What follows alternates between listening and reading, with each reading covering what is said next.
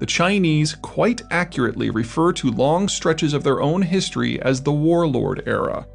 Unifying northern China into an all-Han zone took nothing less than millennia of wars, civil conflict, and ethnic cleansing. And even once that was achieved, maintaining its unity requires a degree of oppression that is onerous by nearly anyone's standards but Beijing's own. The Chinese Civil War between the forces of Mao Zedong and Chiang Kai-shek, complete with its 7 million deaths, was but the most recent incarnation of this eternal pattern. Economically, the result is a system with little trade and even less technological innovation. The northern Chinese system is instead dependent upon the application of labor, mass labor, to whatever problems arise. Even the traditional Chinese staple food fits the pattern. Wheat requires sowing, harvesting, and threshing, and the rest of a wheat farmer's time could be spent on other exploits. Not so for paddy rice. It must be prepared before planting, planted stalk by stalk in specially prepared clay beds that can hold water.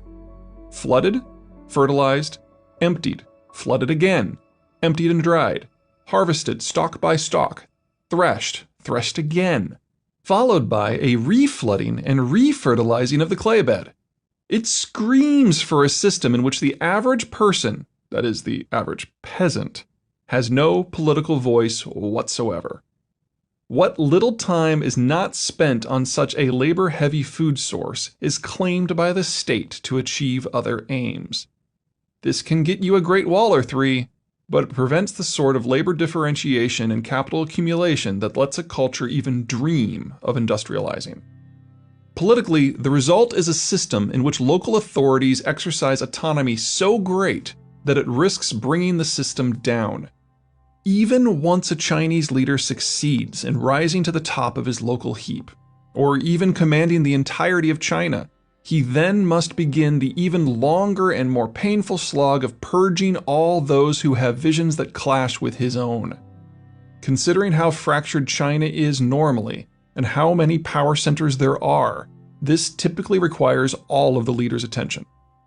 That was as true for the empires of old as it was for Mao Zedong, as it is for the current premier, Xi Jinping.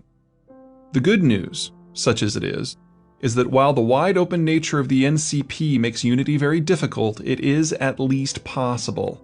As such, almost every attempt to unify China into a single nation has originated in the North.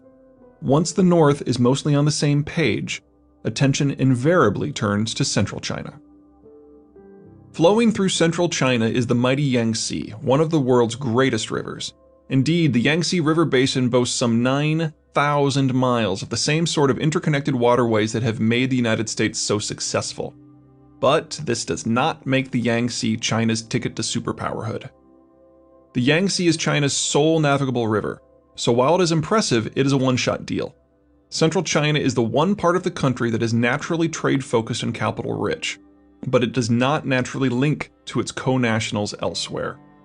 The country doesn't even have a barrier island chain that might help link the Yangtze cities to the rest of the country.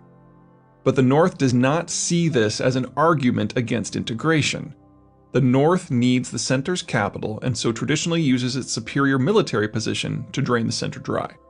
The Central Chinese would prefer to not be drained dry.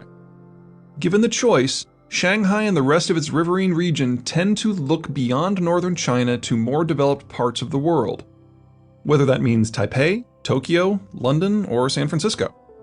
As much as union between North and Center might make sense for Beijing on economic grounds, the primary reason for the North's desire to integrate is typically strategic, to keep the foreigners out. The Yangtze River Basin isn't as nice as it seems, because it isn't actually a basin like its Mississippi or Rhine equivalent. Instead, the Yangtze cuts through a series of mountain chains and ridges on its path to the sea, and along many stretches lacks a floodplain even wide enough for a footpath. Such breaks in continuity split identities rather than uniting them. This has pros and cons.